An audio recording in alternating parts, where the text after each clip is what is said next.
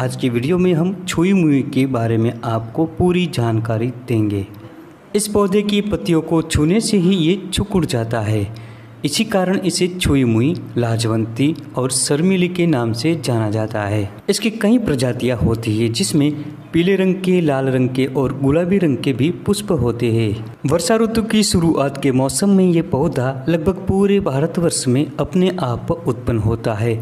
ये खाली पड़ी जमीन, सड़क के किनारों पर और खेतों में खरपतवार के रूप में उत्पन्न होता है।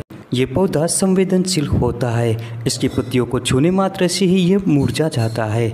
इसी कारण इसे ज़्यादातर भाषाओं में छुई मुई और लाजवंती के नाम से ही जाना जाता है। इसका वैज्ञानिक नाम है माइमोसा पुडिका। शास्त्रों में जिन 64 दिव्य औषधियों का वर्णन मिलता है उसमें से छुई मुई भी शामिल है।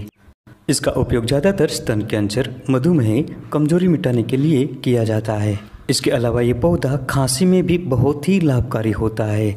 खांसी की समस्या होने पर इसकी जड़ को गले में धारण करने मात्र से ही खांसी दूर होती है।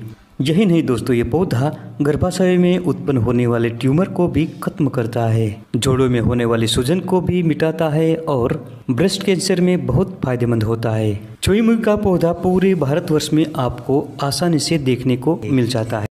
शरीर में अगर किसी वजह से चोट या घाव हो जाता है तो छुई मुई की पत्तियों को पीसकर पेस्ट बनाएं और उस स्थान पर लगाएं, जल्दी से आराम हो जाता है। दोस्तों, इस पौधे का सेवन करने से पेशाब खुलकर आता है।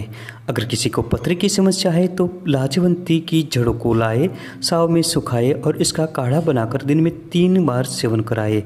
1 सप्ताह लगातार ऐसा करने से पथरी गलकर पेशाब के रास्ते बाहर निकल जाएगी। अगर किसी को पेशाब संबंधी समस्या है, पेशाब रुक रुक कर आता हो या जलन हो रही हो तो लाजवंती के पत्तों को पीसकर एक पेस्ट बनाए और पेट के नीचे के भाग की तरफ इसका लेप लगा दे। इस विधि से पेशाब खुलकर आता है और पेशाब की जलन भी खत्म होती है। इस पूरे पौधे की पंचांग का काढ़ा बनाकर कुछ दिनों तक पीते रहने से खांसी और दमा ठीक होता है।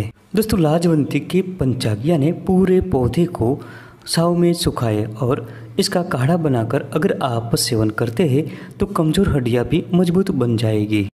अगर दांत कमज़ोर हो तो इसकी जड़ों का काढ़ा बनाकर कुल्ला करें, कुछ ही दिनों में दांत मजबूत बनेंगे। लाजवंती का पौधा नपुंसकता को भी दूर करता है। शरीर की कमजोरी और दुर्बलता को दूर करने के लिए लाजवंती के बीजों का चूर्ण बनाकर रखें। दोस्तों, मिश्री वाले गर्म दूध के साथ रोजाना लाजवंती के बीजों का चूर्ण का सेवन करते रहे। कुछ दिनों तक लगातार ऐसा करने से शुक्राणुओं की कमी दूर हो जाएगी और शरीर ताकतवर और पुष्ट बन जाएगा। मधुमेह यानी डायबिटीज।